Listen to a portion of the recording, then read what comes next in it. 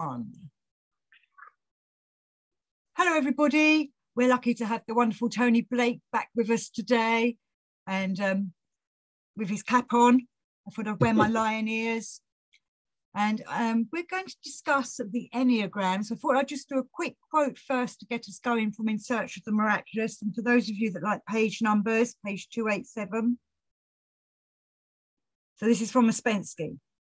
The symbol, which takes the form of a circle divided into 9 parts with lines connecting them together, expresses the law of 7 in its union with the law of 3. This construction shows the inner laws of 1 octave, and it points out a method of cognizing the essential nature of a thing examined in itself.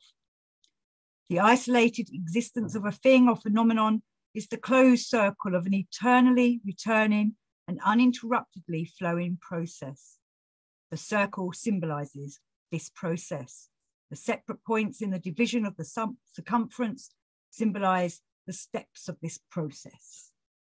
So thank you for joining me, Tony. What would you like to say about the Enneagram? Where would you like to start? Well, the question of where to start is very important, because it's to do with what one has as a background, a context. And I want to very much emphasize that it's quite difficult taking that wonderful diagram of the Enneagram, which you can find in books, and it's a very striking image, you know, and starting from there, because this is like starting from the outside of it. And I want to get a little, as much as I can, into what's behind it, how it's constructed. And it's constructed in a way which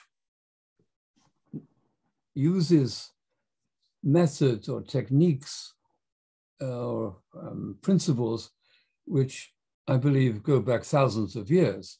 But this is not to say that the actual form of the Enneagram can be found thousands of years ago. I'm completely against those who go on about where it came from. I always insist that we have no documentary evidence of the Enneagram at all before Gurdjieff. That is it. Yet at the same time, the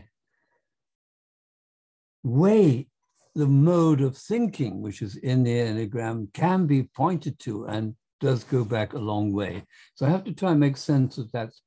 That's the statement I've just made. I think there's something which is like the predecessor, right, or the previous stage of the Enneagram, which we can look into, which I hope to do today. So strictly speaking, Debbie, let's talk about the Enneagram, but I'm talking about like what I call it, the noble grandmother of the Enneagram. Mm. Because you're right, there is no, or doesn't seem to be any symbols of it before Gurdjieff, though some of us do debate Athanasius Kircher's Enneagram, which isn't quite exactly, well, it is the same in where the points are, but it's 3 triangles rather than the, I don't know what to call that sign when you do 1, 4, 2, 8, 5. 7. Yeah, you know, is that quite a name? Well, I really call it the hexadic cycle. Hexadic? Hexadic, because it's 6 of them, you see. Yeah. Mm. This is technically what describes it, the hexadic circle. So yes, the description of it is, the way in which you describe it is so important. Even that the thing you read out, it had these 2 things. One, you see what in that description was partly absolutely factual things. There is a circle and there are points on the circle. And the other is about, was it ever returning recurrence or something like that, which is with the circle going. The circle going right. I'm going to touch upon that again. Well, to get stuck into this, well, one more thing to say as a preface, you see, I was very concerned with most people when they come across the Enneagram have not studied or do not know very much about the kind of things which people did hundreds and thousands of years ago. And obviously these people were highly intelligent and they had quite complex ideas, some mathematics and so on. And remember that part of Gurdjieff's mission was always to insist that we should take notice of the intelligence of our forebears and not assume that they were savages or ignorant and so on, as you know. Yeah, I think they might be more intelligent than we are now, but absolutely. With each generation or historical period has to always to work with the material it has at hand, something which it could start from and use. I'm very interested myself in the key innovations, and one which keeps recurring in my mind is this one about the invention of the alphabet.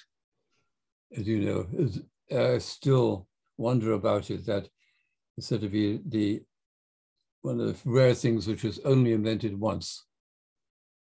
All other forms of writing were invented several times, but the alphabet only once in one place at one time. And I think this is amazing. And out of it, you've got Hebrew, Arabic, and the Indo-European languages. And it's just, and what was it?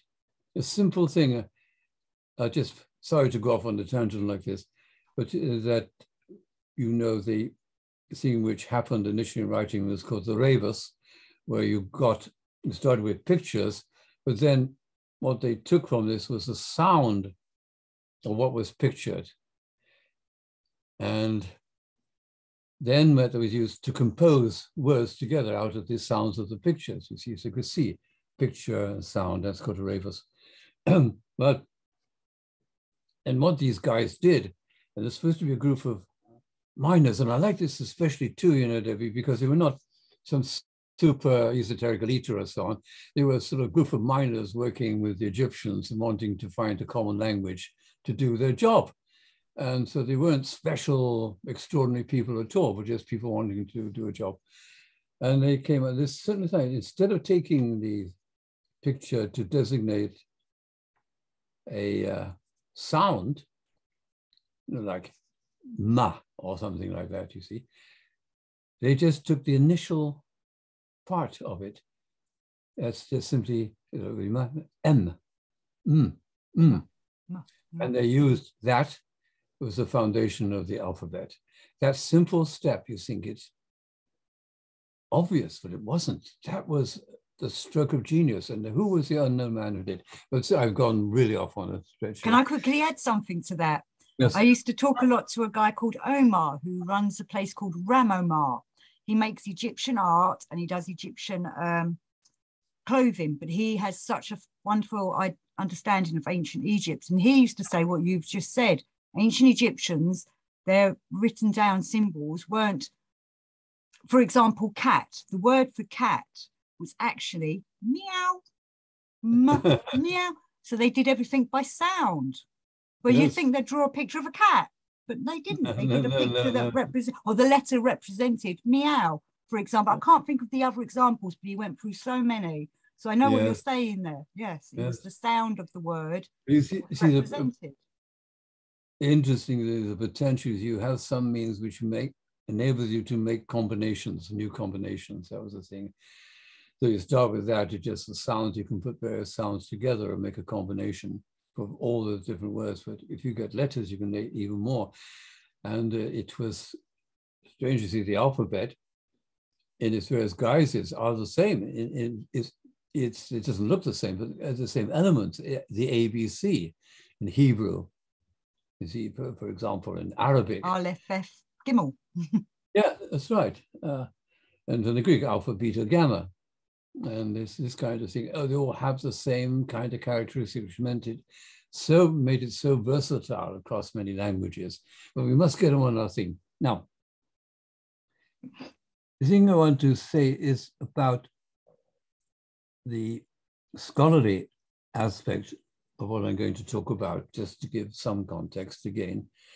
And this is to do with how scholars who had looked at, we call it old or even ancient writings, such as scriptures, for example, even books of the Bible, there was a kind of puzzle or uncertainty about some of the books of the Bible, such as I think Numbers and so on, appear to be unorganized and incoherent.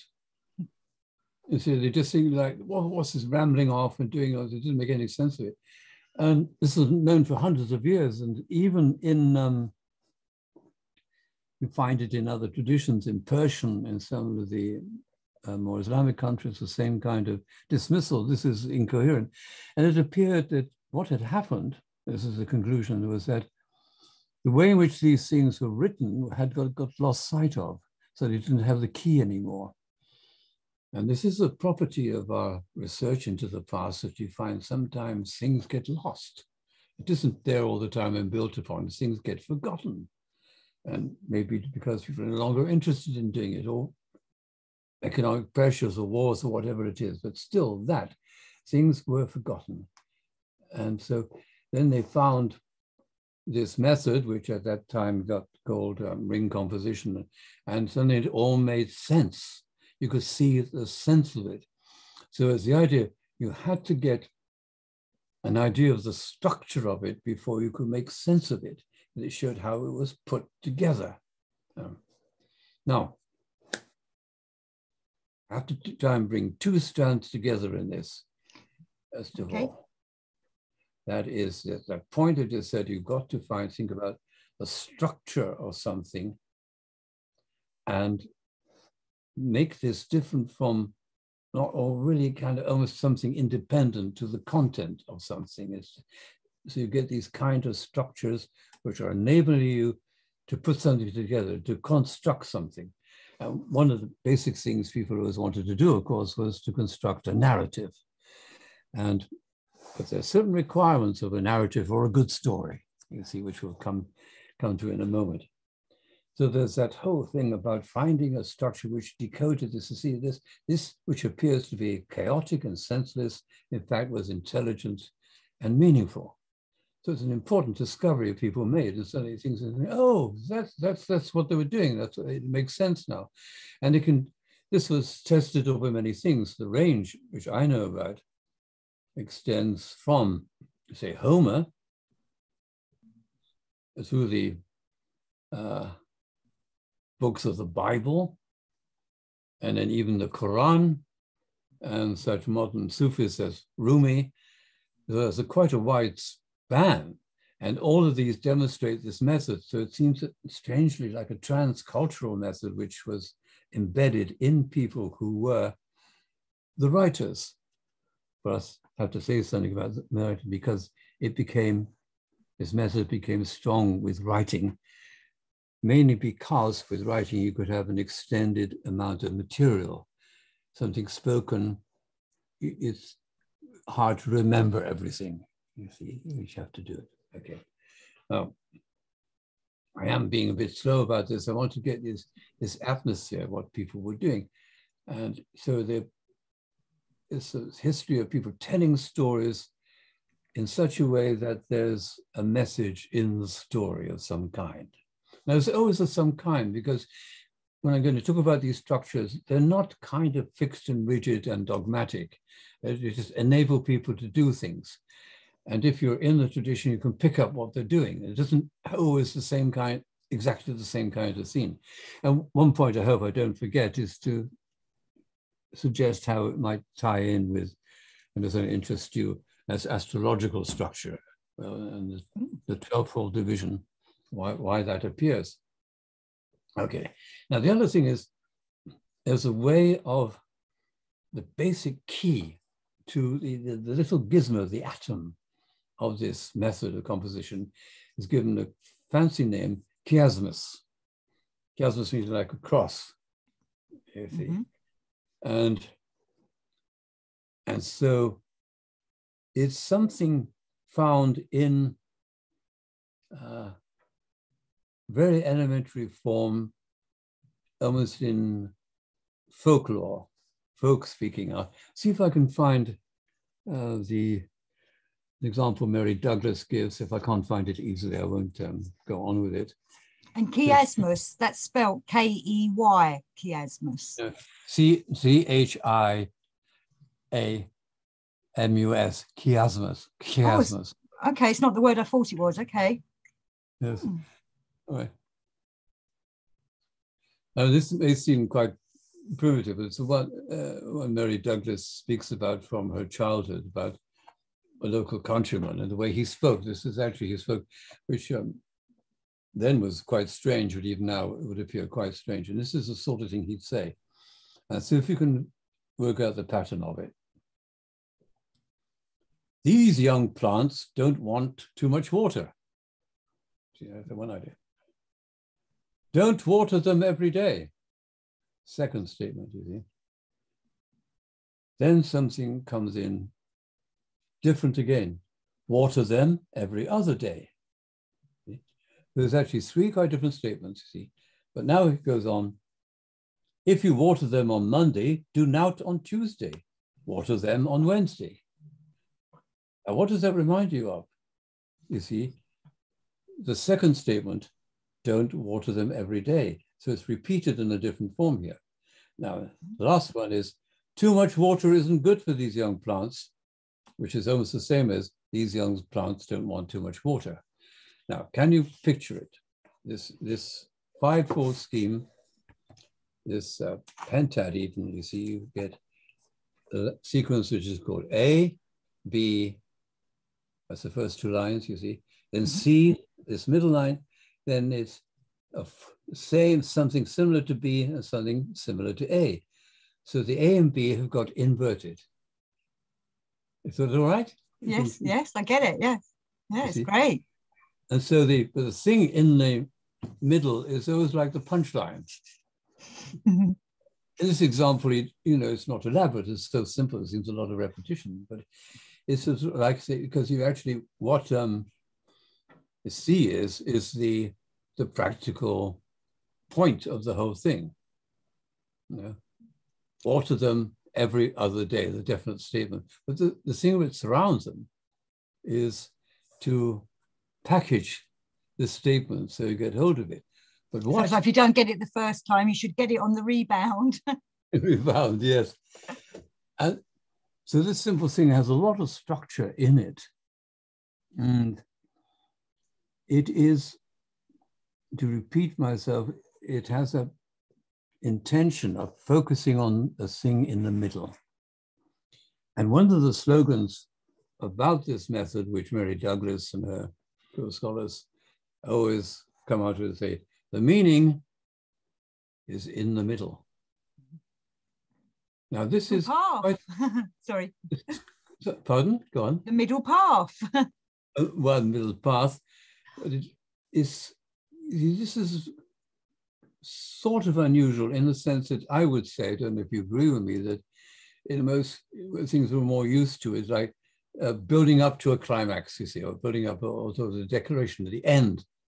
If we're into that kind of dramatic cycle, bang, at the end, there you get it, the thing at the end. But this was different. It's in the middle. So it's quite a different spirit in it. And this, I'll give a few technical things here. This is sometimes described as, this thing I'm going to talk about, ring composition, is called Semitic rhetoric. So rhetoric, more as opposed to Greek rhetoric. And that would appear to us as more rational in the way we're used to. Now you see, forgive me, I am kind of not quite getting down to the nitty-gritty yet, because I wanted to get the feeling of why they were doing this and what power it had and how it could be a known tradition simply by having all these various cultures already had examples of it being done and people learn from the examples. And I will cite here something to illustrate something, a point I've made about it being forgotten, or I don't know, people fail to understand it anymore because of the work done by this late friend of mine, Simon Wakeman, who was a pupil of Bennett, and he worked at the School of Oriental and African Studies, and he made, with one of his students, a special study of Rumi's book, the Masnawi. Oh, the Masnawi. Now, fortunately, with Rumi, you get people like, I've forgotten his name, Owen Box, was it? you get his lovely translations of Rumi's that have become very popular.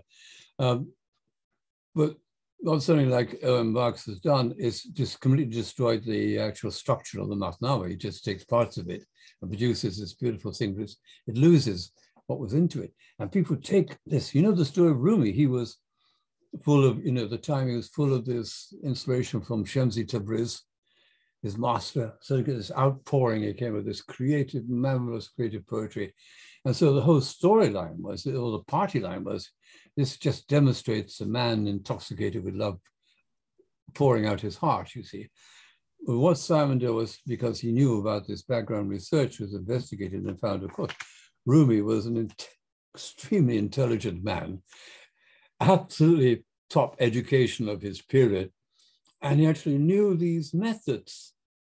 And he used this ring composition as a form in a very conscious and intentional way. So this is important to think about this tradition. This is where people did things intentionally. And it wasn't just as a way to make things prettier or something, because it enabled them to send messages. And I'll give one other example about the character you will certainly know and like from history, that's Zoroaster. Of course. Supposed to be known about 15 hymns which are credited to him, the gathas, as they're called, you know.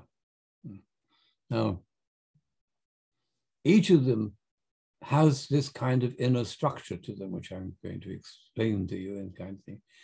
But not only that, the way they were constructed meant that inside them, there was articulated the new thinking, the new theology which Zoroaster brought. And you had to be a cognoscati, somebody who is in a know about this way of writing, to see what this message was. It was not just encoded, it was there within the structure of the poems themselves. So that's the promise. Now let's look at this. Let me start with the exposition. Exposition. There's also an expedition, if you imagine it. Yeah. We're going on an expedition through words. That's right. We'll start with the idea of narrative. And I was thinking, well, what you get in ordinary, so to speak, unstructured speech. And I was thinking very much of how with my children, I saw this, they started to write, and they'd write in a sort of way which, like, with the use of the word and, you know, I went to the shops and I bought a comic and I went outside and I saw this dog and it started raining, and it says and. But it's in that world, which is very interesting phenomenologically. That is, you see, we talk about one damn thing after another. It's like this association, this associative writing. See, the point about this is like, where does it come to an end? You know, and there's a need that arises, because you can see you start somewhere and you go and say something more, say something more, say something more, say something more. But anyway, you're always going further away from where you started. So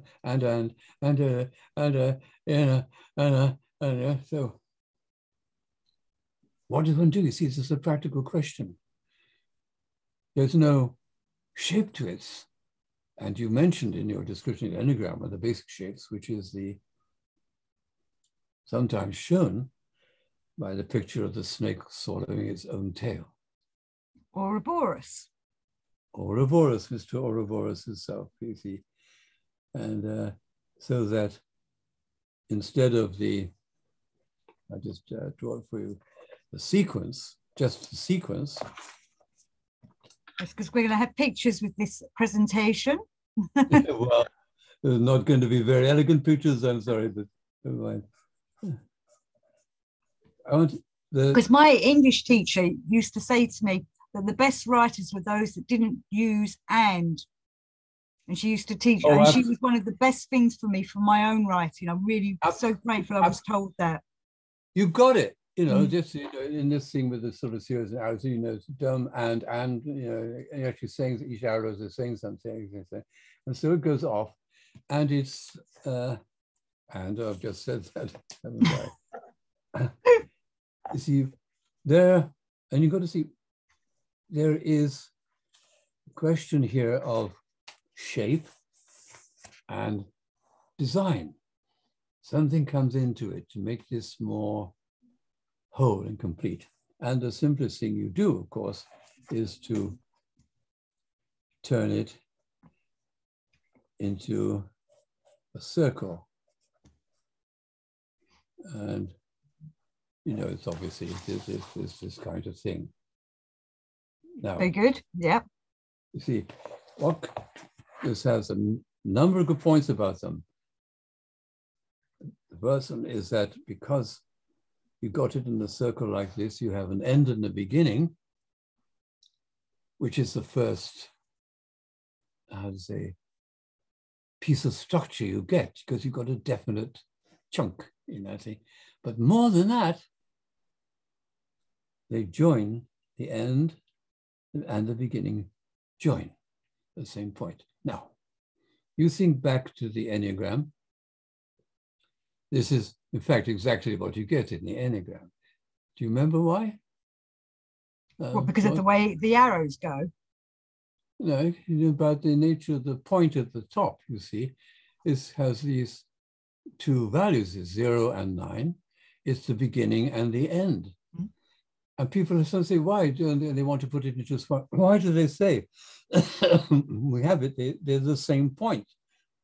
The beginning, 0, the end, 9. They're the same point. Why is it like that? And see, but you've got it already. This thing I'm going to show you on doing Enneagram.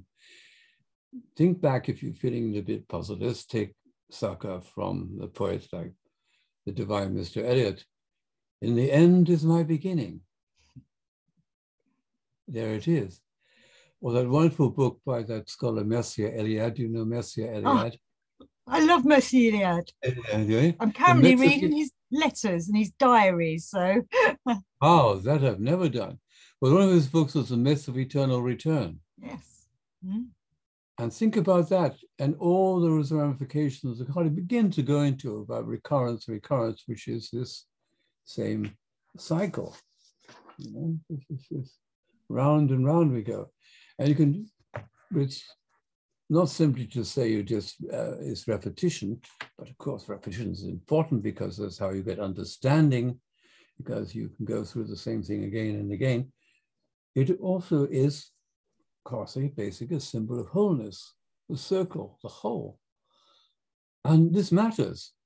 Now, I have to dodge sideways again to say, just remember that when people were dealing with the structure and so on, they weren't drawing diagrams of circles or anything like this. They were dealing with words and expressions, but one imagines they had quite vivid visualization and picturing of what was actually happening.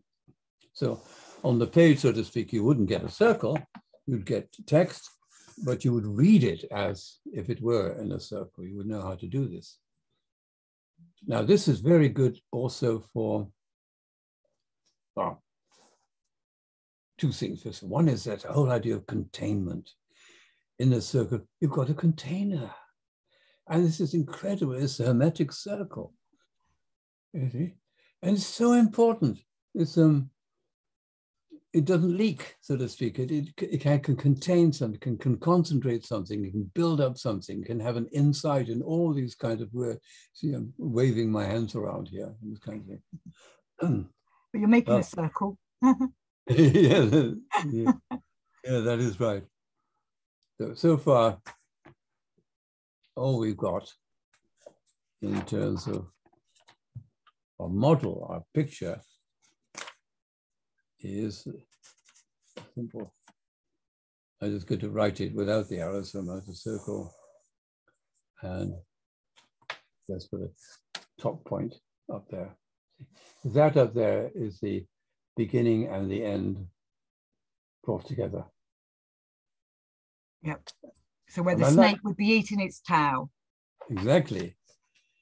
My imaginary response to this by thinking it's a bit like a ring. Yes, and that's a lovely diamond on the top of it. Exactly. This is the jewel, you see. Mm-hmm.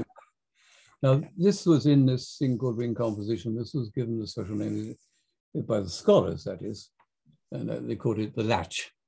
So it's the idea of the finger going around in like that. And they bound it, so I need to bind it together. And in the writing of these things, people would have something which would consolidate them, which actually would identify the bringing together of the beginning and the end.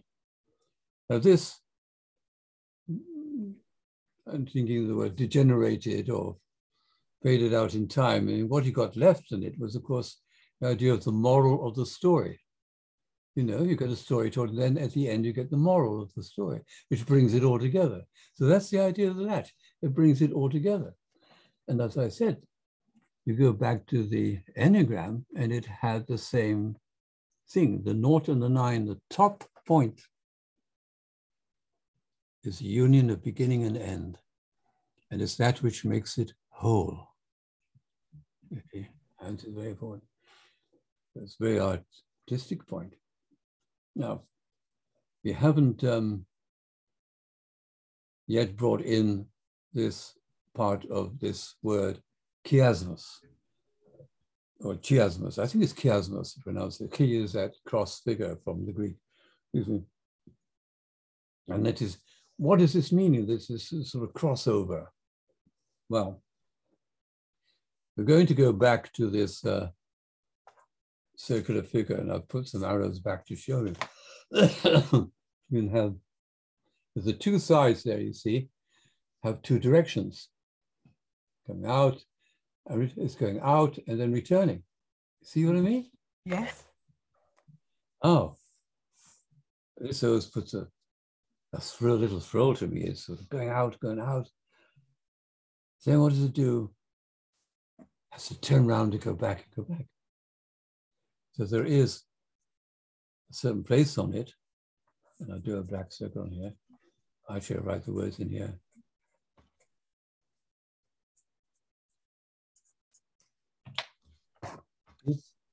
Latch and the turn. So when you come to the turn, it sort of turns around, literally. And so it means the order here is repeated here, but the other way. And so I got it upside down. Right, yes, I get what you mean. So it's like, yeah, it is going back on itself, but it's sort of renewed itself in some way. Maybe not renewed. You see, but this is simple form already evokes enormous associations. You see, it's like there's that, picking one example from my associations and everything, all that comes from a source returns to that source. Yes. Yeah. There is involution and evolution. Evolution. So we've got involution and evolution. Involution is normally the right hand. Well, it depends on whether you're looking at the Enneagram, isn't it? The 1 to 4 side, and evolution's the 5 to 8 side. Or have I got that round the wrong way? Wow. Doesn't matter too much at the moment. Just if you, because here actually probably simpler to stick to the simple picture here, and think of it in this general pattern of what's expressed in these creation epics and so on, but in this very extraordinary way. That is to say, you have, say, in Christendom and that kind of theology, this going out, which is like the creative, because of the creation, it goes out. And like in the Gurdjieff picture, you sort of see, it almost sort of gets further and further away from the source. You see, then it turns around and begins to regather itself and reconcentrate itself. So it's like thins out, then reconcentrates again. It disperses itself and then gathers it back together again. There was, no, I get it, the words right, but this great theologian of the 6th century, Scotus Erigena, who had this incredible picture of the creation and the counter-creation. It has to be creation, but a counter-creation, because creation takes you away from the source and needs this counter-creation to return. That's why Gurdjieff always said, this work is against God. It's going in the other direction, it's going back. But, You see? but then we want to return to God once we've been on our journey round. No, you see, you've got to get this. You get Heraclitus, the way up and the way down is one and the same, but you see, the evolution takes you down. Now, bring in the picture, one of my favorite ones, of this spawning of salmon. And they swim upstream to get to the point where they can begin again, you see. So they breed up there, and they come down the river and go and spawn and grow and develop, and they come back so they can begin again, you see. But this definite reality, you go against the stream. This is only to say that you're going counterwise. Think of Gurdjieff, doing otherwise. You have to go against the stream. Now that's the sort of cosmological association you can get from it. Now, so how did this turn out in some of the stories? Well, I'll have to take the Masnawi. I can only do this in outline because it's a complex book, you know, and you have to know the story. I don't know if you know, I can tell your readers about the way in which in the first book you get a series of stories and about the handmaiden or the lion, I forget the details of them. And what's interesting is that you get 6 stories or 6 events. Then these 6 stories are expressed again, but in reverse order. So imagine you have A, B, C, D, E, F, G, whatever, then it goes G in the opposite direction. Now, let's look at why they do that. Why, and you have a question about why repeat the same, it's not actually the same story, it's the same words, it's the same content, so to speak. It's about a doctor or a lion or whatever it is, but it has a different interpretation. So you get, that's going to put in the latch here and the turn there and the dotted line between them. And then you get on the other side, 1, 2, 3, oh, damn, I can't get right now. 1, 2, 3, 4. Damn, I haven't got the right number. Anyway, I have to get it right. Can't rub out black pen. I'll go back and I'll redraw it. I want to get you a simple picture of it. The 6 and 6 is quite a common thing because I think it is related to astrology.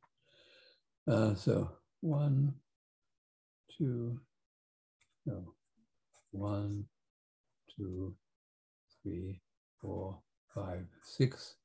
1, 2, 3, 4, 5, 6. Okay.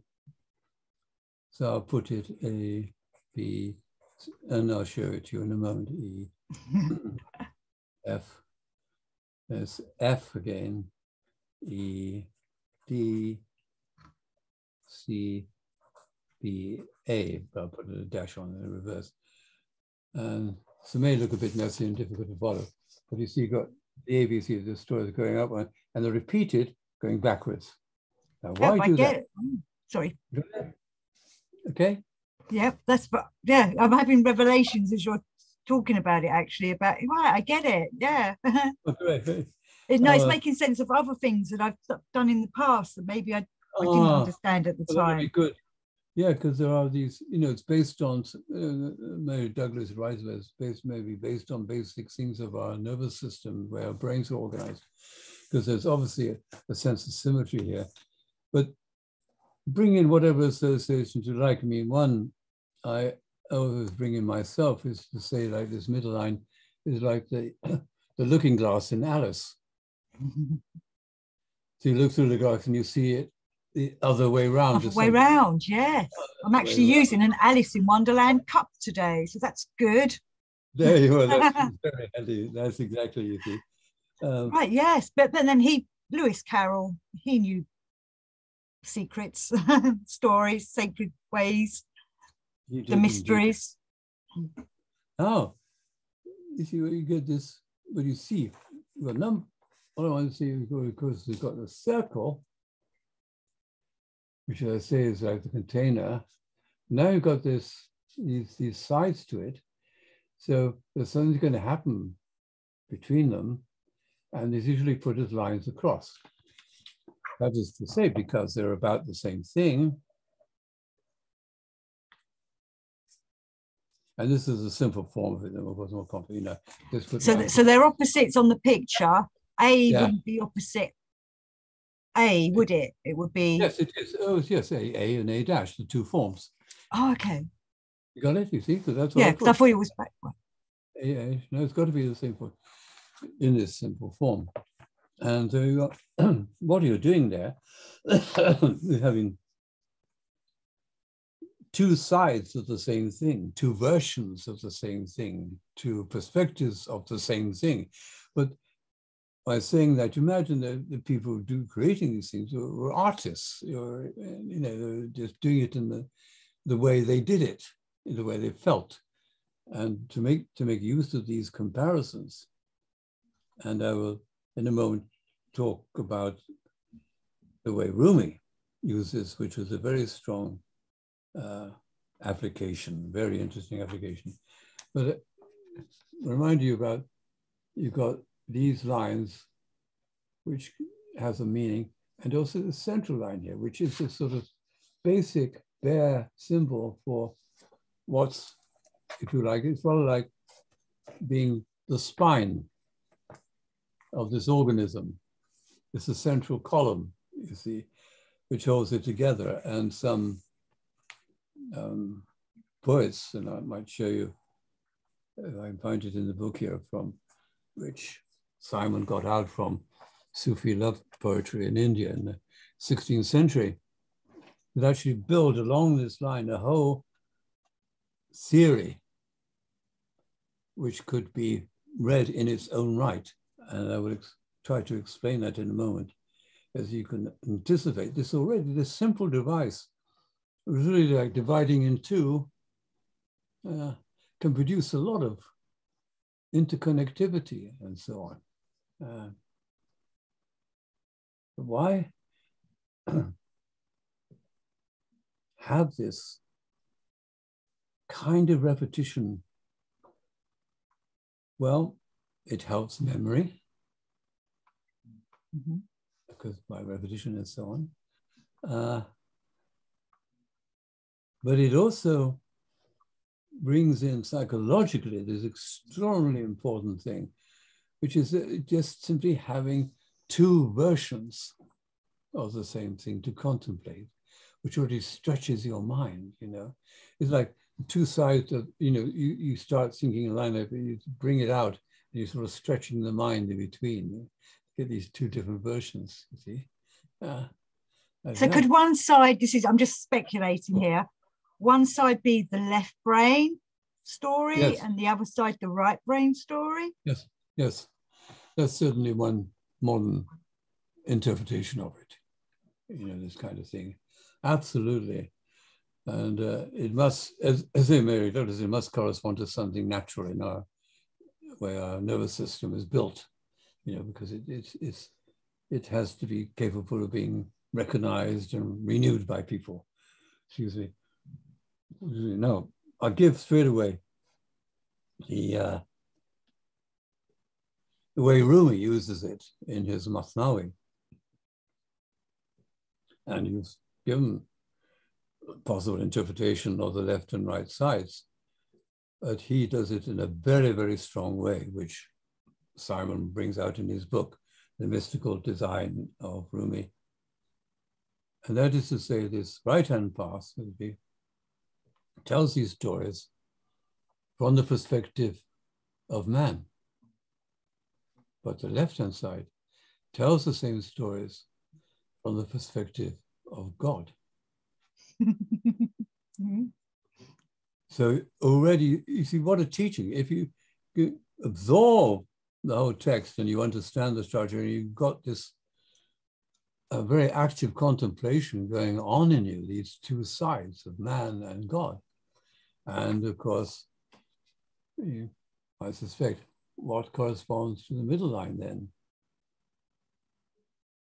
What version is it? Go on.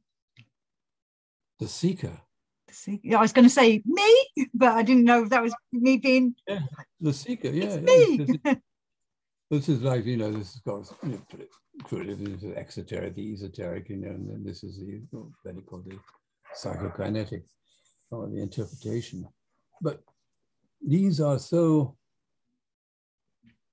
fluid, you know. Like you don't have to make it into a form. You can make it as elaborate or as simple as you like. And it's definitely an art. It's not just a mechanical device or anything. And the great master Homer, for example, does it in such a way that it's outstanding.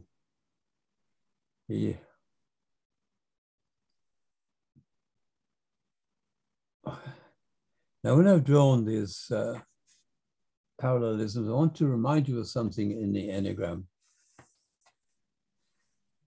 And just leave you to picture it a moment in your side. You think of it with the numbers round, you know, 0 at the top, and then 1, 2, 3, 4, 5, 6, 7, 8, 9. You see this kind of thing. So at the top, here's the same one, you've got 9 and 0. Now, the next line down, you've got 8 and 1, which also makes 9. Then you've got 7 and 2, which makes 9, and all the way down.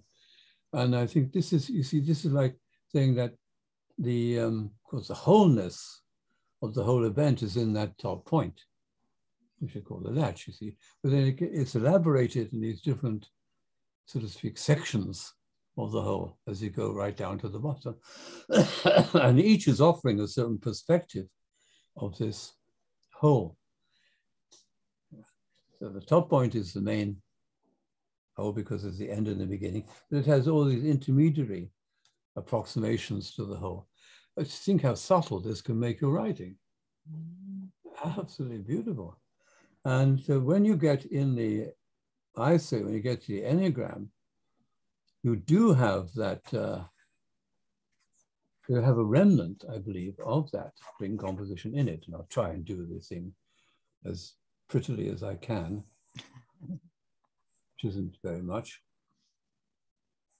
And I'll say something about what the key difference is between the two systems. You know, say, remember what I said, the ring composition goes back at least to the time of Homer, and there's a suggestion it's even older. It goes back to the Rig Vedas of India. So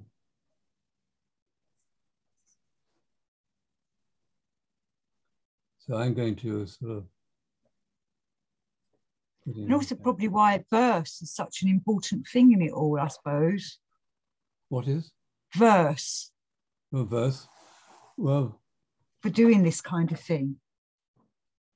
Because I can't help associate, you know, the meaning of the term verse is actually turn.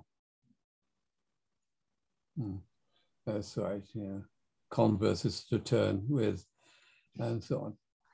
And it's very important. So now, as you know, you get the sort of things. I try to put the two together in some way. So just down a little bit, just a little bit down. That's it. Super. That's great. Because I can't see behind it. Ah, here we are. You see the bottom line of the triangle, which is the 3 and the 6. See, those are the two inputs, if you like. It calls it some shocks or other dose or whatever it is. And it's represented as that. You see very differently how he actually Goethe said at one point about you get this unity here, and it's divided into these two down here. So it has these two perspectives. That's where it's together in one whole, and that's where it's split into two sides, you see. And you often find it's very, I find it very useful in dealing with the Enneagram to think about, you know, what's its 3 and what it's 6. And I'll add one thing here. I don't know if it's helpful, or maybe not, if you don't know the exercise, but there is a basic exercise Mr. Bennett developed called a decision exercise, in which very clearly this point 3 is called choice. It's where you've got to go through and make your mind up about doing something. And the other side, 6, is actually decision. And so they have the same apparent character, choice and decision, but they are radically different in quality, you see. And knowing this too gives you the whole sense of this exercise. And it's absolutely important. Also, it's very important to get the qualitative sense of these terms and not treat it mechanically. Yeah. Putting it together. Now, excuse me, brought in the Enneagram. I want you to look at this line, my favorite line, the down in the middle, which we had on this dividing, and it goes through at the bottom here between these 2 points, point 4, point 5. Now, I have to refer you to Mr. Bennett.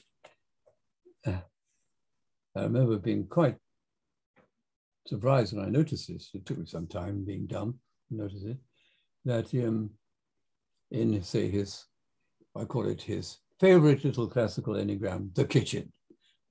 Mm-hmm. Yeah. You ever looked at it, you know, kind of, you get all this, getting your plan together and the menu and assembling the ingredients, doing the cooking and so on. And he actually puts in a point there between them at the bottom. Oh, does he? Yes, you look it up, what he says about the kitchen. And you can say, Mr. Bennett, you are cheating. Or doing something naughty. Yes. But what does he call it? You see, it's very interesting, Debbie, because you see, he said, he's made a big point of it. He said, once you cross this line here, up a bit, that's it. You cross this line here, you've done something irreversible. You put the thing in the oven, and so it's changing the food's changing its nature because of fire. Sacred fire. And you see how it makes it strong. That's the step of irreversibility. This is the dramatic moment. That's the turn, you see. But I thought, then it's brought this in. He doesn't ever justify it. But what it is, you see, is the remnant of the ring composition there behind it. The remnant of the ring composition behind it. Yeah, but it's like the ghost of times past that's still got that form behind it. Ah, yes, I get it. Yeah, great. I'm glad you do it. Explaining it badly. But it's no, you didn't. It's just me not quite getting it. And it would help other people as well. Yes. Obviously, that probably. Absolutely. We need time to digest it. Now, go into something really esoteric and I can sketch because there's so much which I've hardly assimilated myself. You see, you get many, got association. This is so, it's one of these kind of forms which is so, I don't know what the words right are, deep and subtle at the same time. It can be, has many different kinds of meaning. And one of its meanings has to do with music, which often comes into these, all ancient systems have something about music, just as Gurdjieff did. I'll just say as an aside, I won't explain too much, you do get annoyed by the way in which he does it. But there is always a musical thing because the circle can also be used as a symbol of the octave. The do to do, you remember the Enneagram, initial do, and comes around the second do. And in that, I don't know if you've heard the phrase, the sound in the sounding of the first do is the sounding of the second do. As I begin, so shall I end. All this kind of thing psychologically is so neat. No. So, I did know that saying, but I never thought of it of the way you just said it. Oh. Yeah, that's... Yeah. It's because it's something you can psychologically feel it. You've got an enterprise and you start, you get it, if it's right, you feel bang, you've got, there it is. So it's at that stage, it's only, the whole thing is only sort of like the twinkle in the father's eye, so to speak. It's the potential, so to speak, and it has to be elaborated and brought into being. And one of the things there is that it, when I speak about the octave, has this, brings in one of these special terms of Mr. Gurdjieff, which you may have heard of, And I'll say the word and then we'll go into it. That word is the harnell out. You know that word? I do know that word, yes. Yeah. But I couldn't explain it. I get harnell mount and medalnin, or however you say it, very mixed up. So What was the next one? medalnin, or is that emdelin? I'm not sure what that word is you're trying to say. Oh, okay, well, forget that one. But I do know of the other word, but I'm not very good at explaining them. You see, the word harnell actually means middle. Out is an Armenian word for 8. 8 is the number of the octave. That's why its name is octave, is 8. 8 notes, do to do, you see. So that's the middle of the 8. Now, it's very complicated. He talks about it in terms of the Enneagram. It's absolutely, I find, very awkward, not really believing.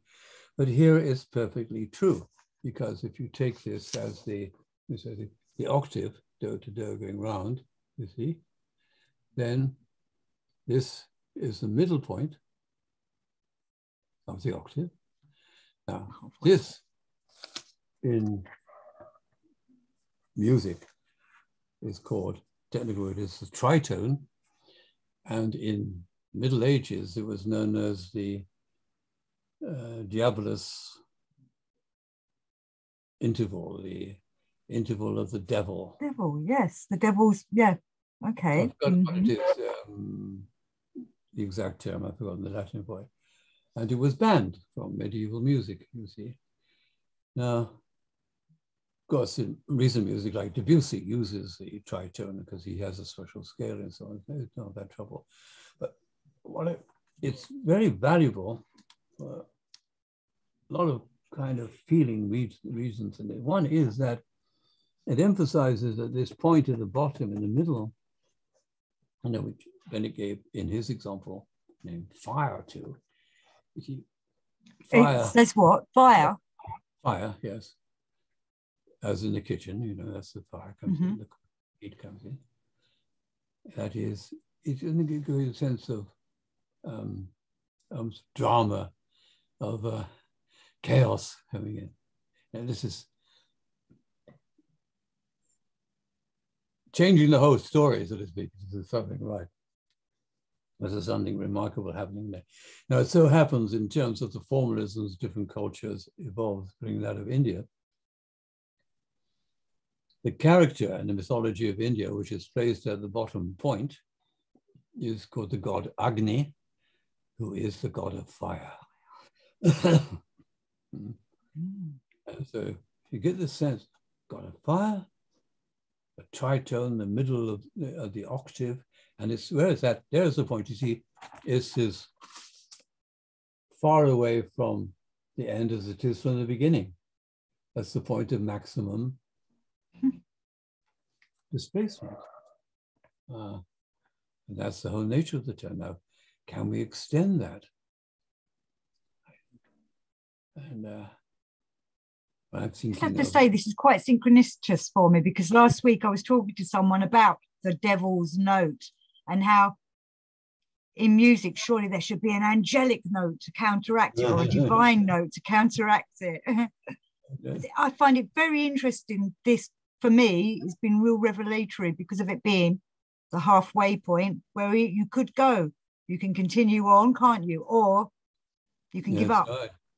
No, you could get completely, so to speak, deranged there. Yes. Now, I've given various kind of interpretations to this, and they're mine and so on, but I think they're, for me, extremely exciting and so on, because one of the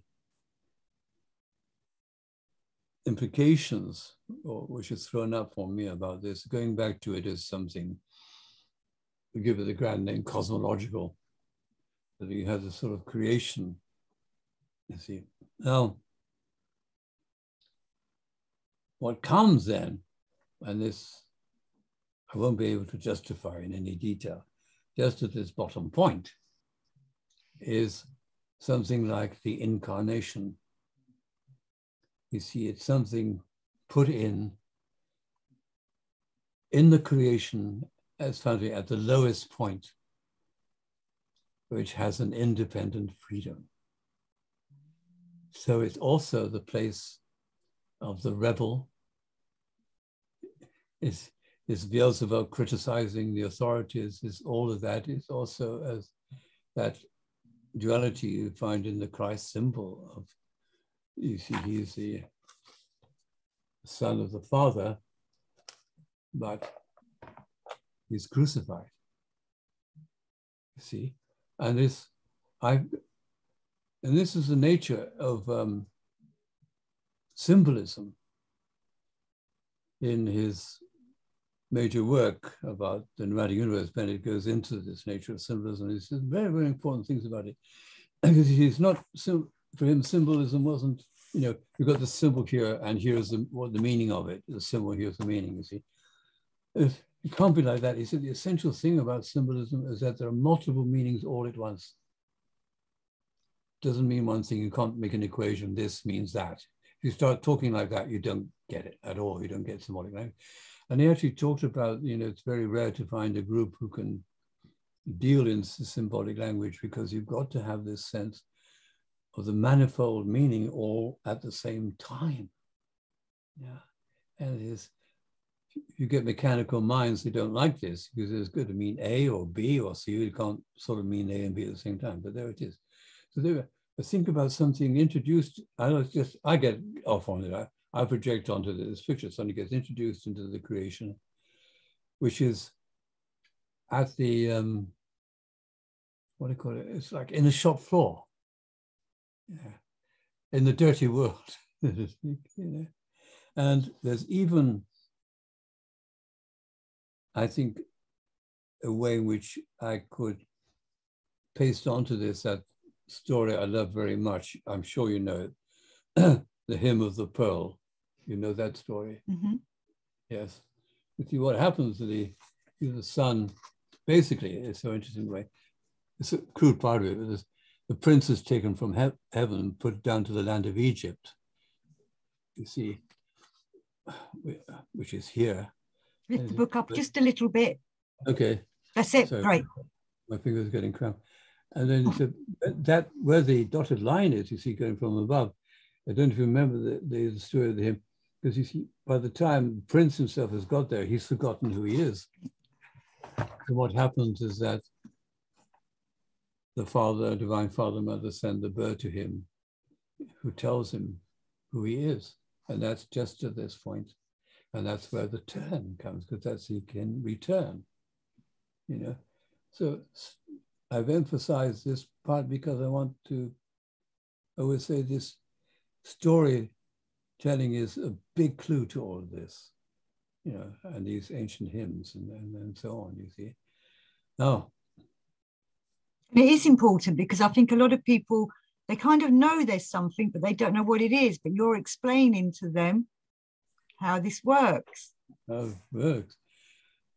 And because I took up the theme myself in my book about it and so on, all storytelling and movie making and all the rest of it. And I found it was, that subject matter was very suited to the Enneagram now, talking about this.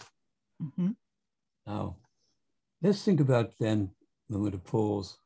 You see, I suggested that this thing is called ring composition or Semitic rhetoric, and scholars seem to have really established that it was practiced over many cultures, over many thousands of years, and they're not just imposing their preconceptions on the material. It really is something very genuine, because you get this change of understanding.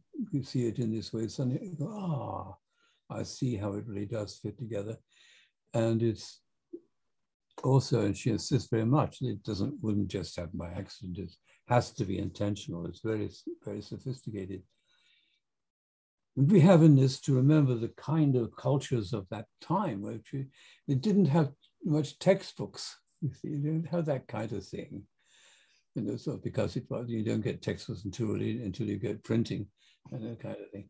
And but because people are used to picking up things by example, so you don't need to have it explained, and so you get them acquiring a picture not from a abstract model, but from various examples they've come across, that is then they understand how to do it. It's like I suppose something like the apprentice way, rather than the academic way of doing things. They didn't have academia. But what is the, you see, I suddenly thought, not suddenly, a long time, I thought, look, what's going on here? I say, I feel, I believe, I imagine that there's this kind of ring composition thing, which is the precedent, the prototype, or the beginnings, or the suggestion of something like the Enneagram. Well, what happened in going from one to the other? Even though I can't begin to answer why it had to change from one to the other. And I want you to notice just one thing, and just in your imagination now, just look at what I said about the ring composition picture. We've got the circle and so on, and we've got the latch and the turn, and that's basically it. What sort of picture that is? There goes the Enneagram, you have the circle, but instead of that one vertical line bisecting it, what do you have in the Enneagram? Can you say? Well, we have, sorry? Can you say? Well, we have the symbol instead, don't we? Now, what specifically do you have instead of the vertical line in the ring composition? I don't know. We don't have anything. Triangle. The what? Oh, the triangle. Okay, yes, sorry, yes. The triangle. Threefold. The law of three. Ring composition is twofold. It's just the bisection, you see. The Enneagram, typically Gurdjieff, always threes, threefold. Oh, I looked at that and I thought, this was, if we kept on, you know, from the ring composition and we add in this threefold, then everything changes, the way the lines cross and so on, all of that changes. But one interesting thing comes, and this is a little bit mathematical and complex, and so I won't show you the actual numbers too much. You just get a picture of it. You see, why? See, you ask, as you know, I think you read out it, and you ended up reading out this thing from Gurdjieff about the law of three and the law of seven, how they're combined in the Enneagram. That's right. Mm-hmm. It's so fundamental. And my first response to that was, so like the Enneagram emphasizes stereoscopic vision, has two perspectives, the three and the seven, but one eye out the other eye at the same time. But what else it does is quite remarkable. And I just mentioned it may be a bit too confusing. That is to say, why the seven has to come together with the three, because, and this is sort of strange, because 3 plus 7 equals 10. And the Enneagram works on the decimal system. It relies on the decimal system. Now, people say, well, there's only the decimal system. That's the system, but it's not. There are all kinds of systems, number-based. Now, it's very interesting in the, you go back to our ring composition, where we have the 2, you see. You think, does it have something corresponding? Enneagram 3 and 7. The ring compositions 2. And what was the other one? It's 3. The ring composition is actually based on the law of 2 and the law of 3. Enneagram is based on the law of 3 and the law of 7. But in the ring composition, it's not decimal. It's based on what's called the base of 5. I may be getting too complicated now, but there is a kind of logic which shows that it's got to combine 2 with 3.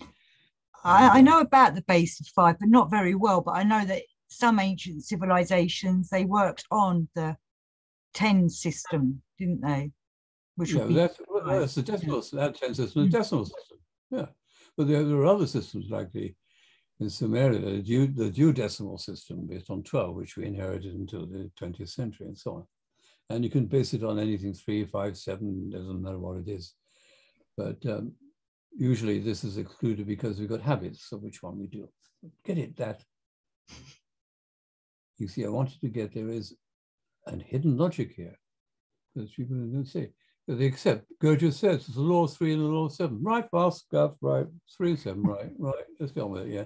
Da, da, da, da. But, and I say, why? Why fundamentally? But he very carefully does point out that the number of systems in the Enneagram only work because of the decimal system. And it's not absolutely universal, the decimal system. It's only one kind of system. And the way it works out, in fact, he actually says explicitly it couldn't have been worked out before, getting on in the 15th century in Europe. They wouldn't have been able to do the kind of calculations needed in developing the patterns and so on. It has to be fairly recent and so on. So, but I just want to raise the prospect. It's just a distant thing even that there is a fundamental reason why there's a law of 3 and a law of 7. But it means if there is that, then there are other candidates. The Enneagram has relatives.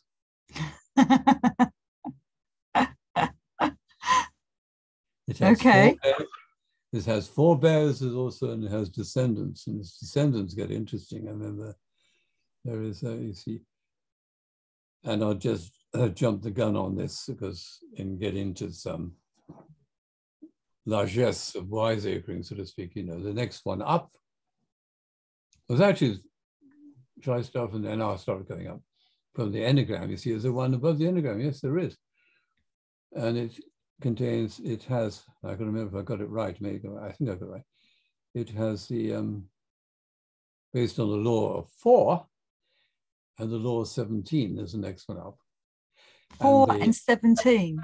Yes, and what you have on it, it has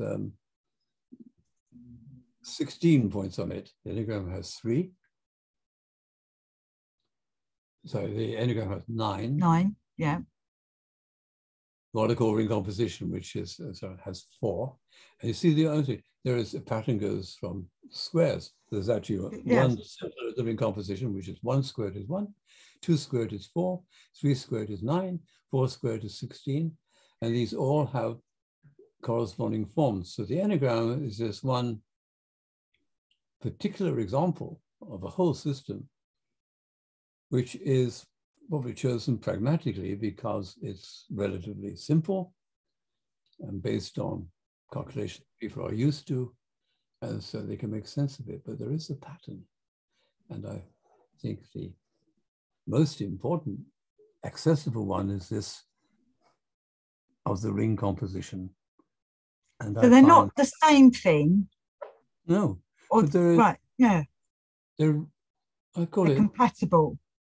Yeah, the relatives. I like the thing of the whole idea of modern thinking. Wittgenstein used it, family resemblance, so to speak. But they're built on the same principle, but you've got to get at the principle.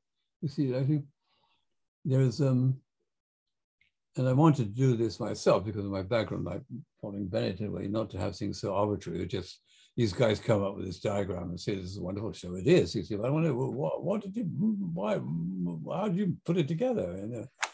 We have to verify. So yeah, you've got the physics background to be able to try and work this out.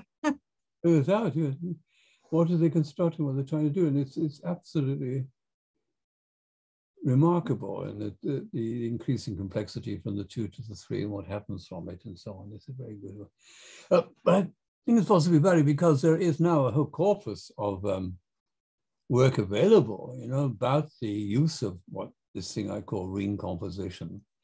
So you can begin to look it up, and you may be surprised to learn, didn't mention it, that people have taken it very seriously, for example, in regard to the Quran. And there's one interesting thing, I can't give you the name of it, one of the surahs, which has been looked at in this way. Of course, it's always a little bit dodgy. You do anything with the Quran and the Muslims get very upset because they don't like it being analyzed. But Yeah, we don't want a jihad put on you, Tony. No, we don't. But you get this surahs about religion. There's a lot of rhetoric in the Quran against the unbelievers and so on. But it's absolutely amazing how right at the center of this surah in the beginning, there's one phrase or one kind of statement which actually embraces all religions. It's the only statement like it in the whole surah, but there it is, right in the middle. In the middle of the Quran? In the middle of a surah. Oh, surah, right, yes, okay. Now, then somebody's done, I'd look at, I think, at the Gospel of Mark, and you look in the center, and there's the reference to the phrase I'm going to use, not quite right, something like the golden boy or something like this, reference to a certain character who only appears just there in the center of the Gospel of Mark. And this is, see, pointing something out. And this pointing something out, I myself subjectively associated with various things about lawful inexactitude and so on. But I think here is a way where you do get it intentional pointing or highlighting something in which the key message of the communication is located. I think it's absolutely beautiful.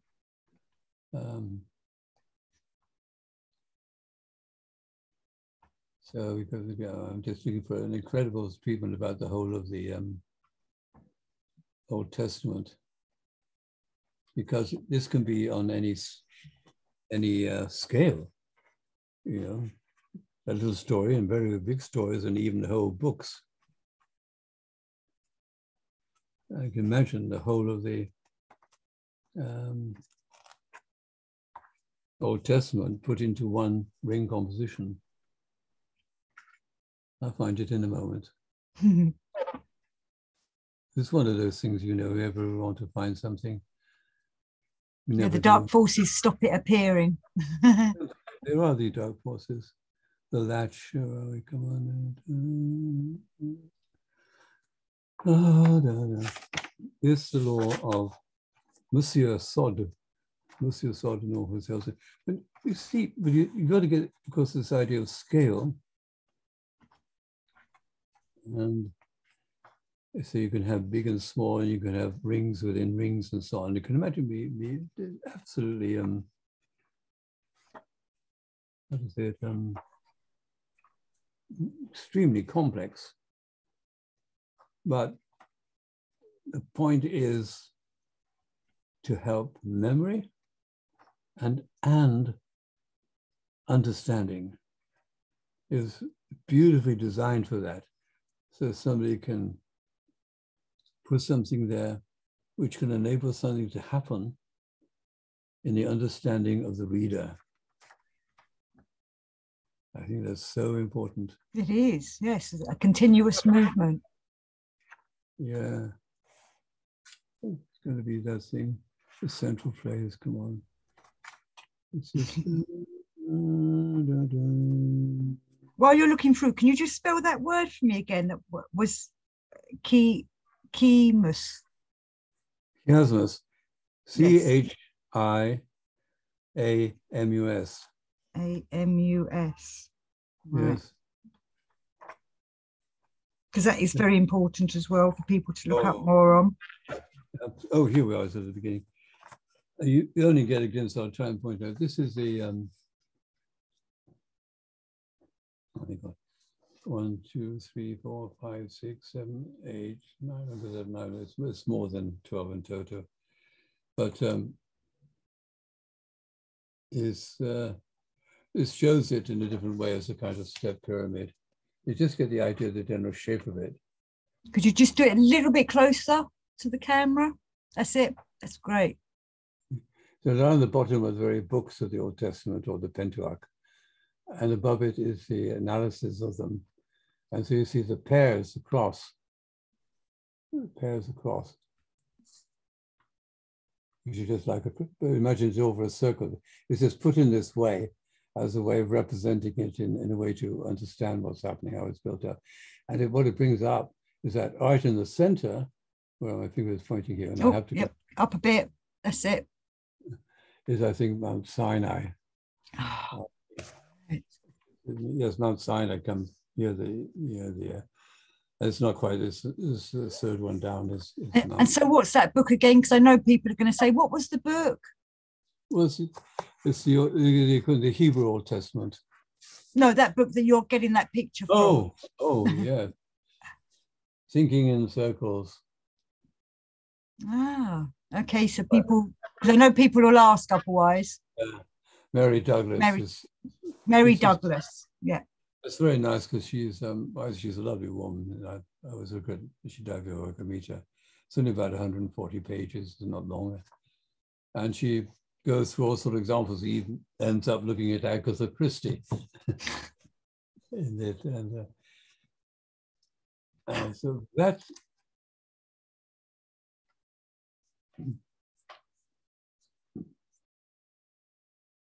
you see this. I'll just read out some of the correlations across here, because I can't show you both at the same time. It's like right near the top. It's actually the central point is theophany, which is kind of like the revelation of God, the appearance of God. And indeed, you labeled it my presence, which is right in the middle. So the actual presence of God.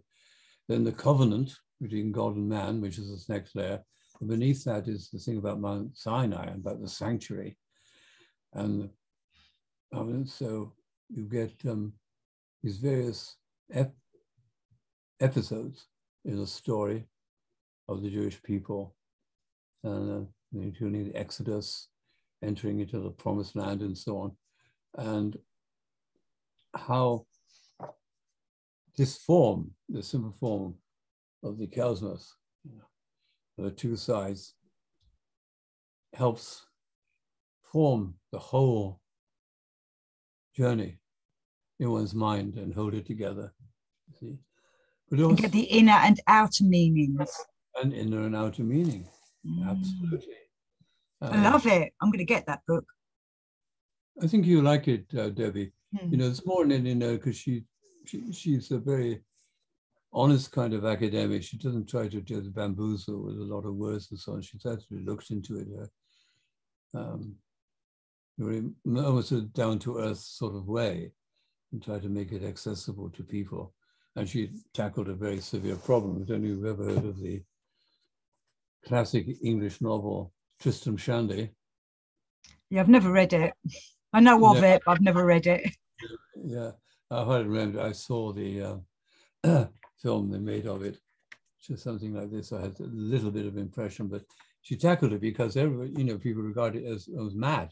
Rambling all over the place. It's just like, what's going on? And then she shows how it has elements of ring composition in it, which, if you know about, can help make it intelligible. Because, why? Because you're getting away from this thing, this happens, that happens, the other thing happens, the other thing happens, the other thing happens, Of course, that one thing after another thing is the picture of the mechanical life.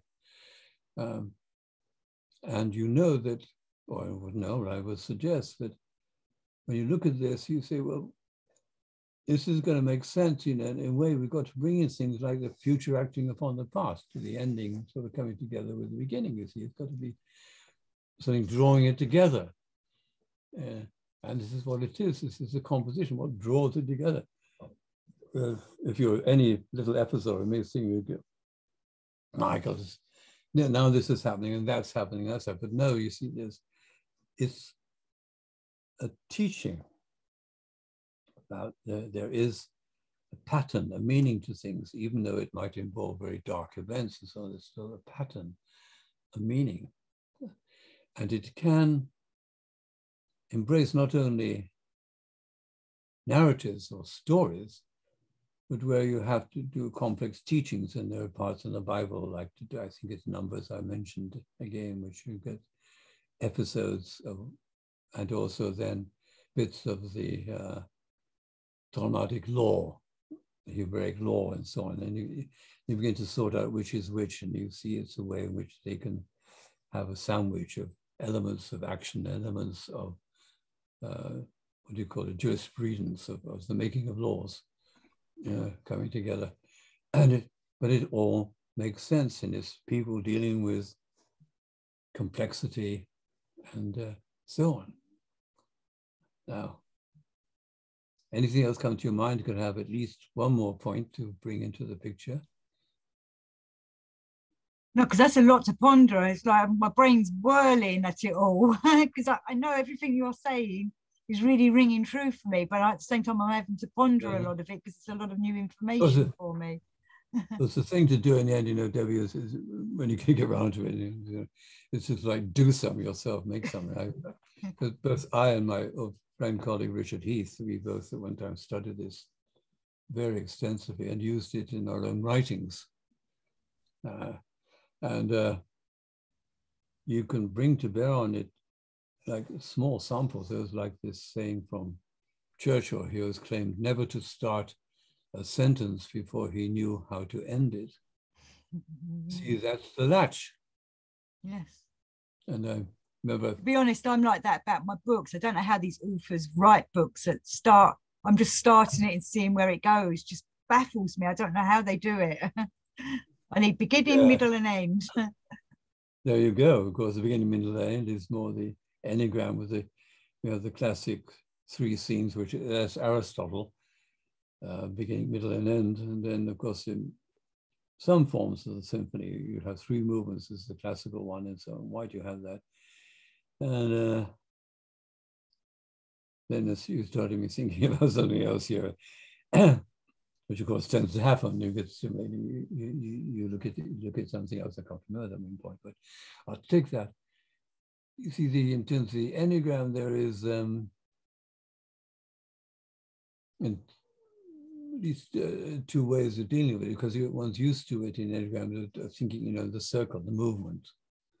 I would say more or less right, but there's another way which you take the two directions, a bit like doing composition, and it becomes quite fascinating because you get that theme of involution and evolution from Gurdjieff.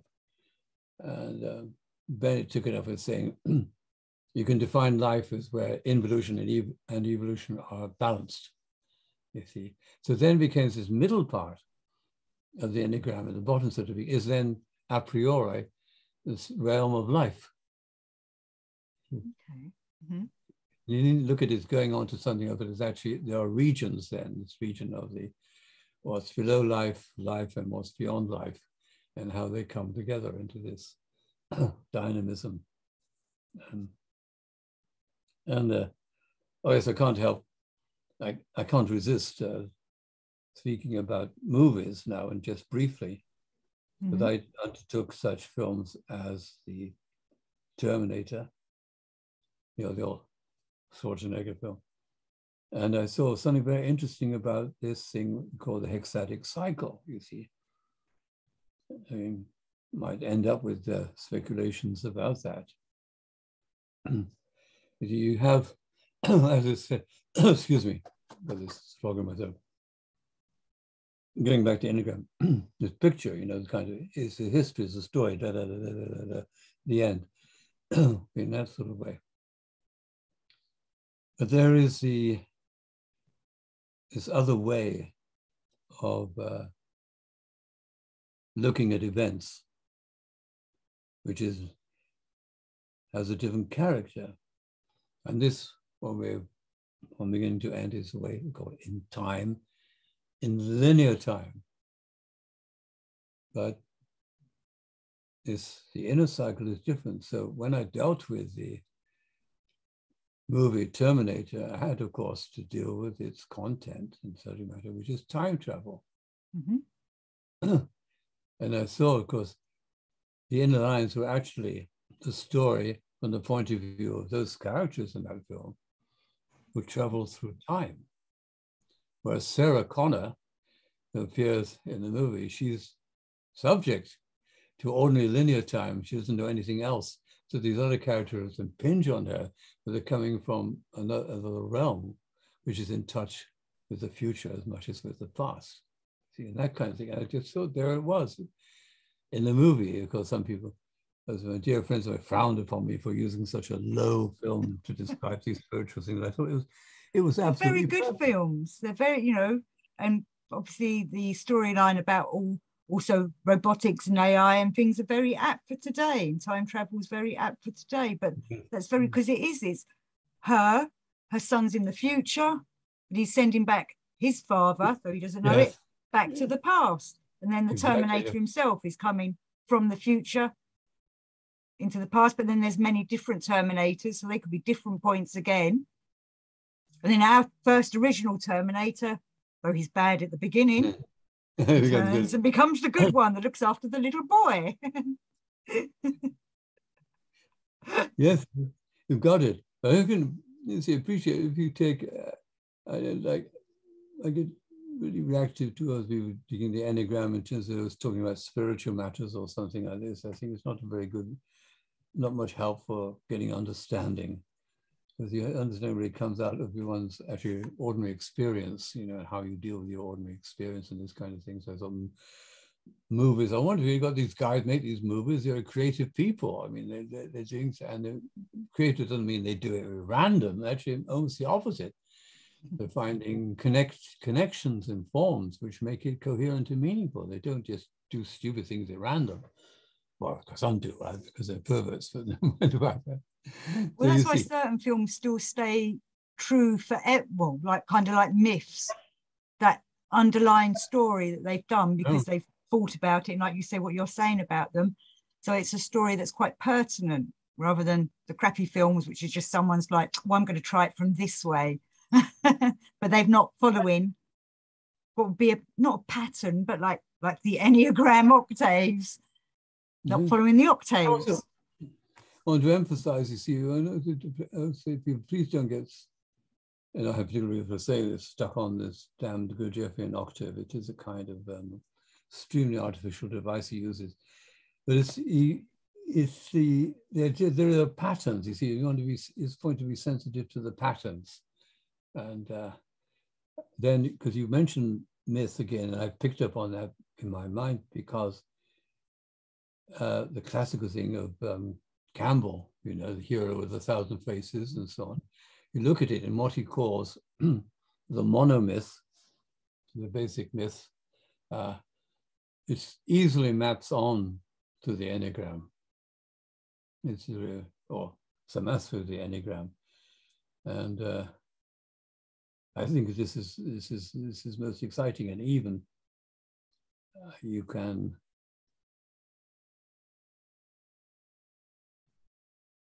because in a way it's a dramatic story too. I mean, some of the Castaneda stuff easily gets onto the Enneagram.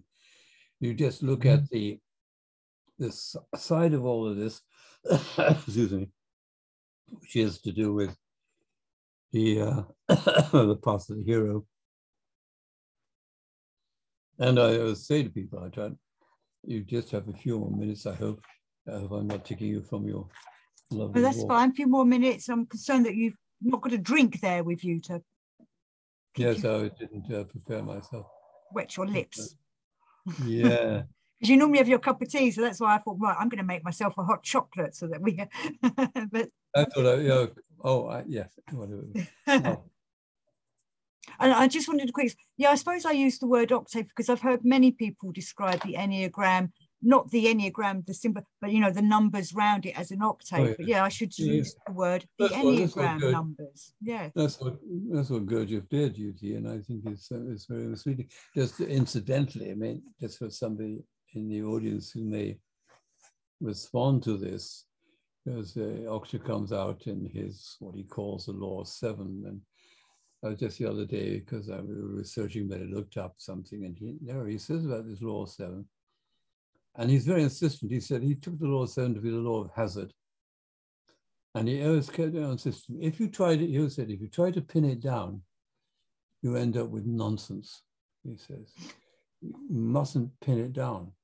And you see, this is difficult for a lot of people to understand. If you're not pinning it down, you're not getting it right. Whereas this is the kind of mentality, things got to be pinned down and have to be right and exact to be true, but no. And so he said, actually, you've got to get the basic idea from it. It was the law of everything is uncertain.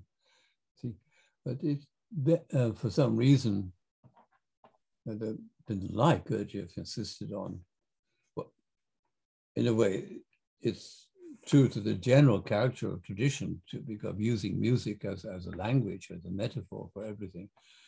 But I still can't understand why he used just one form of the octave, because there are 6 basic modes. And the octave, as he deals with it, has 5 notes and 2 half notes in it. Half notes, yeah. And the nature of the octave depends on where you put the half notes. So the one he uses has this do, re, mi, fa, you know, that is so, la, si, do, like the 2 octaves there. That's only one form of the octave. Why does he stick to that one form of it? It's insane.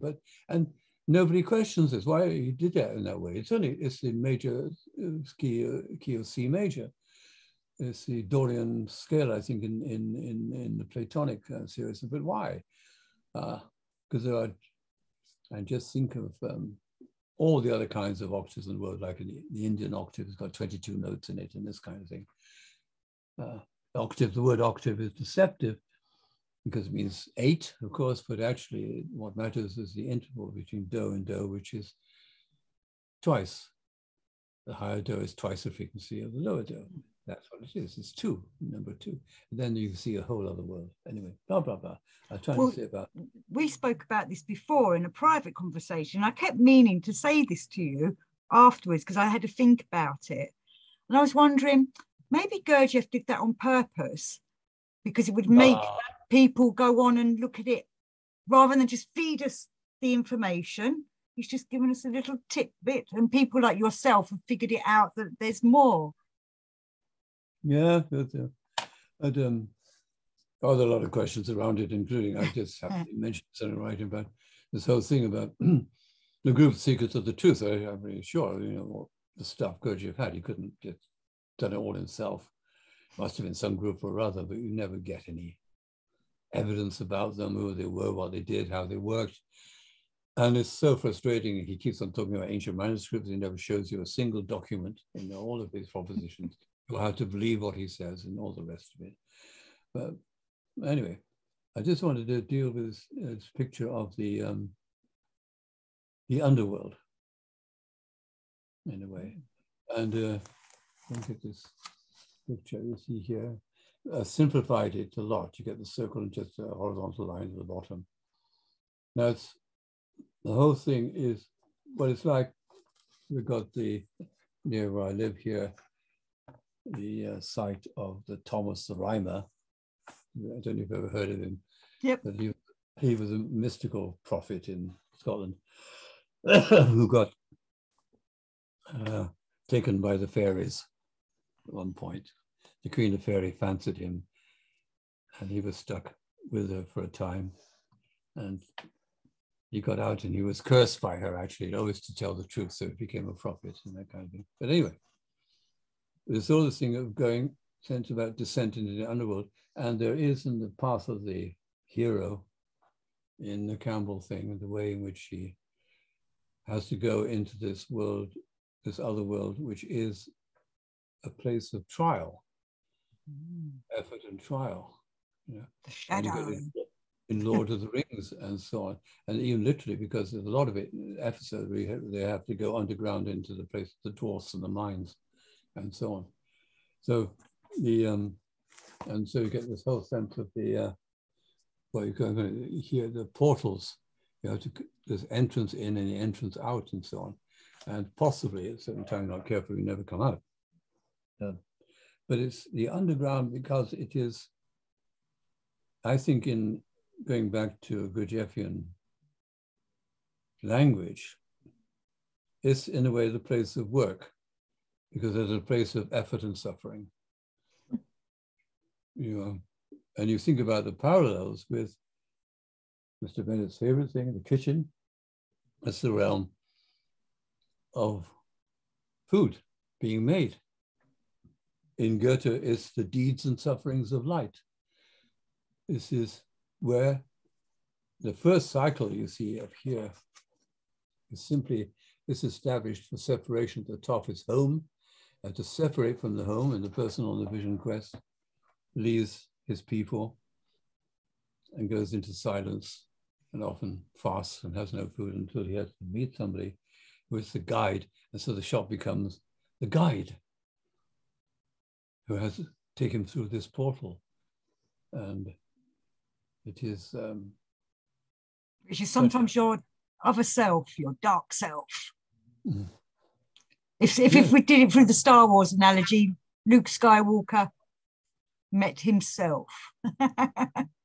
Yes, you could have all kinds of twists on it, but yes,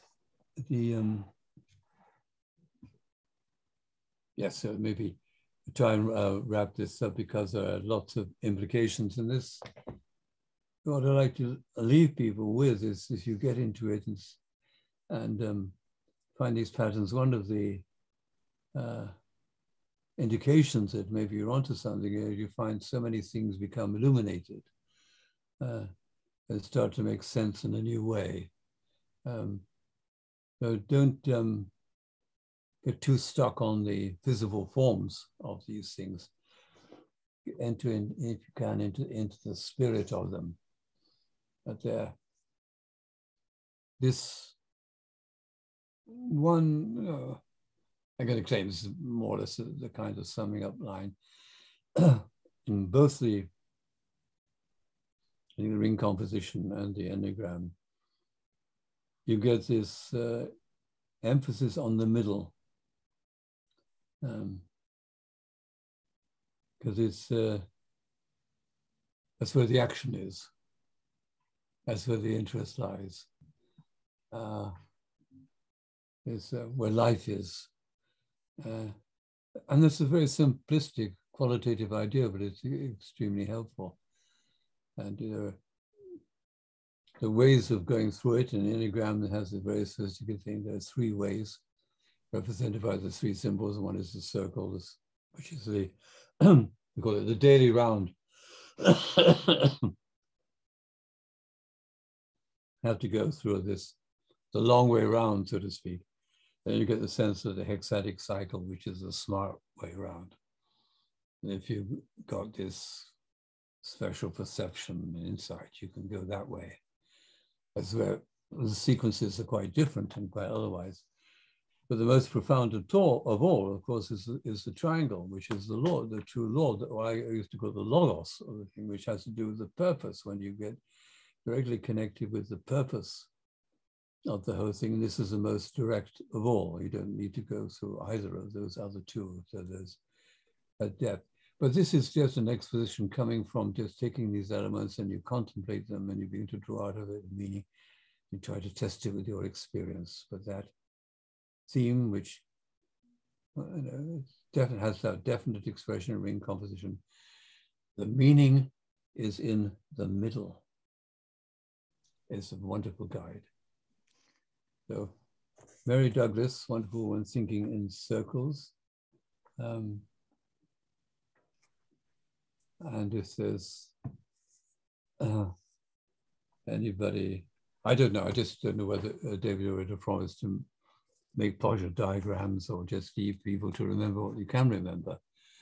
But those who ever try to do it in your own way first, try to make one yourself, actually make one. It's like, for myself, I'm the sort of person, I as a teenager, got interested in modern art. I could only read it in books I got out of the library. There was hardly any around I could actually see. But I was forced inwardly to actually do some myself. That was the only way. You can only understand by doing it. Yes. And That's even true. with music, I still to this day cannot play a tune, but I've spent hundreds of hours on pianos, and even I had an organ one time, making sounds, getting into communication with sounds. You can always do something. Yes. Do it. Do it. Do it, yeah. I've found through my life, it took me a while to figure out there are dreamers and there are doers. Yeah. You're a doer, Tony. You're a doer. Yeah, you got, and also you also got to do things your way. As long as you have been conscious, it's your way, and it's not the right way or anything. It's just the way by nature you have to do it, and you have to take it into account. You have to make it in your own spirit, your own body, your own type, your own, what do they call it? Oh yes, Bennett telling me, never let, whatever it is, the word is, cramp your style. That's it. Blaze your own path. Blaze your own path. But don't do it in ignorance, I'll know other people's paths. You just say, okay, I'm stuck being me. So there we are. Yes, because I know from my own experience in my life, when I was younger and learning things, I thought I had to copy other people, but I've realized, no, you learn from other people, but then you do your own thing. You do it your way. And I know that's hard because we all want to feel we're doing the right things. We think we must follow and copy somebody else. Absolutely. It was. I'm more and more feeling, if you're copying somebody else, you've really got it wrong. It doesn't mean you ignore everybody else. You said it already. No need for me to make it more confusing. Well, thank you, Debbie. I hope that people are interested and get some sense from it.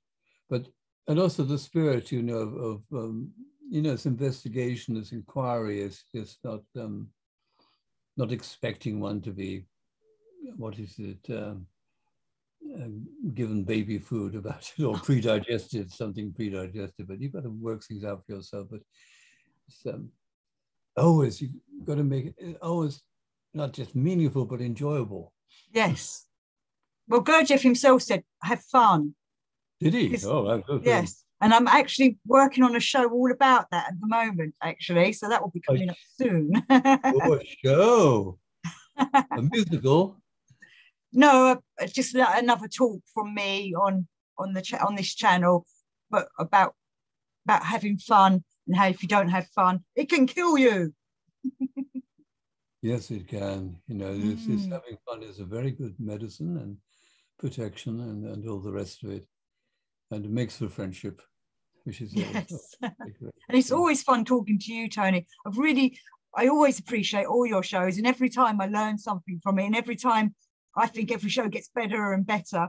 And I just wanted to tell everyone that your website is diversity.org, where we can find out more about your work, find your books, learn about your diversity. Yes, it's not up to date, unfortunately.